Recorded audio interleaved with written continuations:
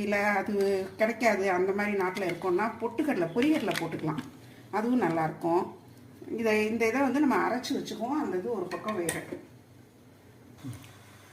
Cooker 4-5 sound வந்துட்டு ப்ரெஷரும் நல்லா அடங்கிடுச்சு.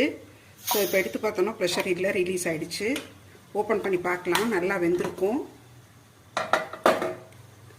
நல்லாவே வெந்திருக்கு, நல்லா குலைவாக வெந்திருக்கு பாருங்கள். இந்த உருளைக்கிழங்குனா நல்லா மசிச்சே போடலாம், கொஞ்சம் கொஞ்சம் தெரிகிற மாதிரி இருக்கட்டும்ட்டு நான் போட்டிருக்கேன். இப்படி கிண்டுனாலே நல்லா மசிஞ்சிரும், நல்ல வாசனை நல்லா இருக்குது, தாளிதம் எல்லாம் சேர்ந்து. இப்போ நம்ம என்ன பண்ணணும்னா இதை அரைச்சி வச்சுருக்கோம் இல்லையா, அதை வந்து போட்டுடலாம்.